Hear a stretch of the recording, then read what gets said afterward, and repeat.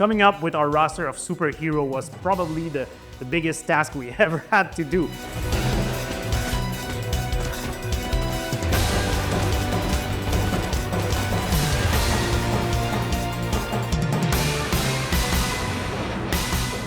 We decided to go with a good mix of iconic and well-known superheroes, but also more surprising characters. I have a personal theory that a good superhero lineup has very recognizable faces, but lesser known characters as well, because it makes you lean forward. Like, who is she? Who is he? Who's that person? Like, you want to discover new characters, and we wanted to introduce new characters to our audience.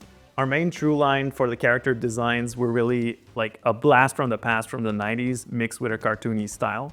Most of our inspiration comes from the comic books, really old school comic books, and trying to find some designs in there that adapt well to pixel art, because that's what we're known for. Characters that audiences might discover with our games are Nova and Phyla-Vell.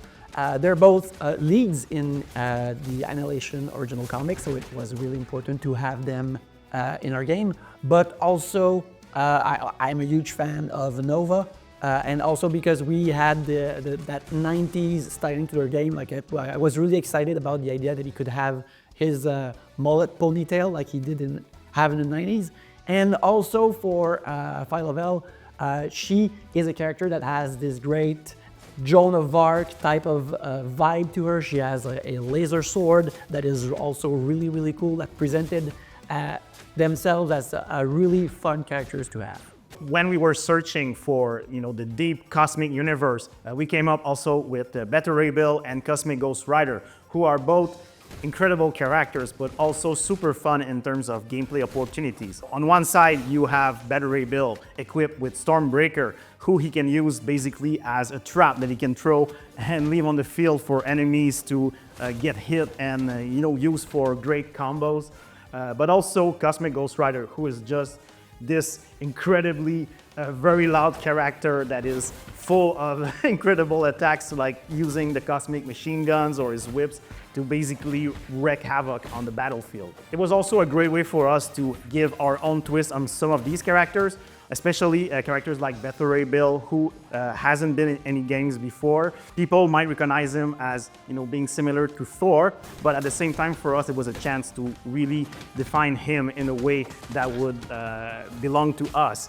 And for those who are less familiar with Cosmic Ghost Rider, he is a combination of Ghost Rider and Frank Castle, aka the Punisher, combined into one amazing character. Again, if you open a comic book, like, you see these characters in different sizes, and it's part of their identity. Same thing with their powers, and it was a key part of how to present them in our game. I really love Spider-Man in our game because he's very true to himself. He's a very agile character who can web swing and reposition on the battlefield very quickly, but also use his webbings to slow down enemies and pull them with his iconic web shooters in order to really take control of the action. I really like Captain America. Like, he feels like he just walked off straight off the page. The shield throwing, the shield sling feels so good and so precise that I can't stop doing it. And also what is great is that you can combine both characters and have the strengths of Captain America, being able to hold the defensive line while calling in Spider-Man to basically do a web swinging kick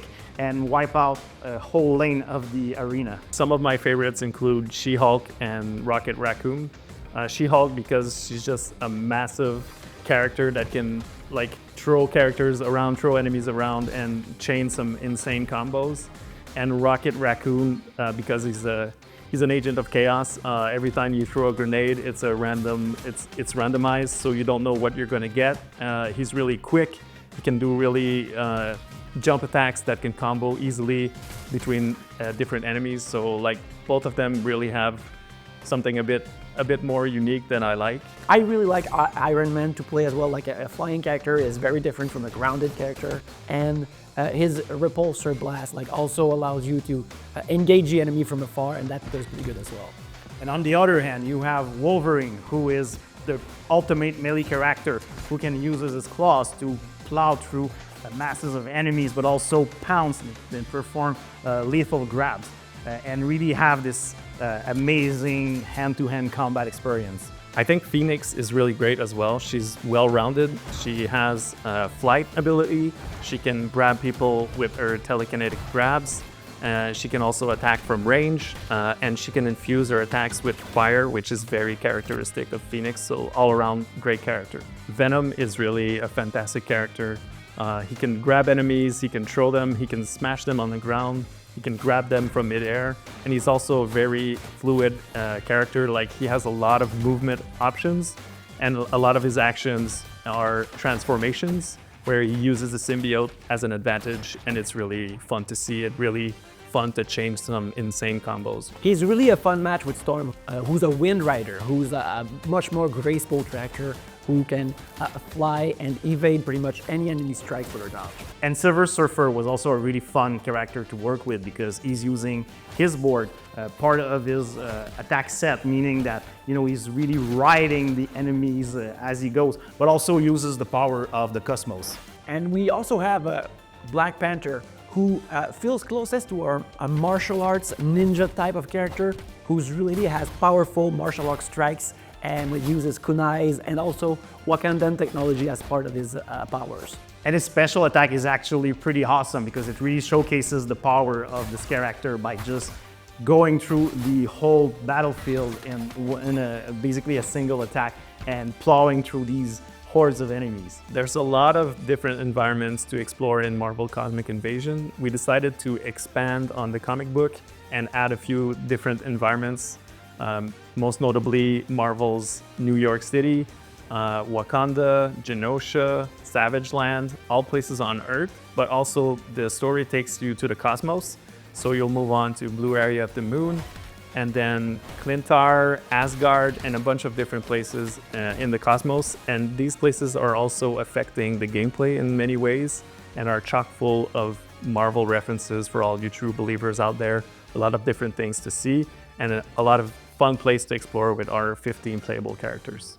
Everything was made in collaboration with Marvel. Every character design has been reviewed and reworked to make sure that it works. It stays on brand with Marvel and it also works well within the game.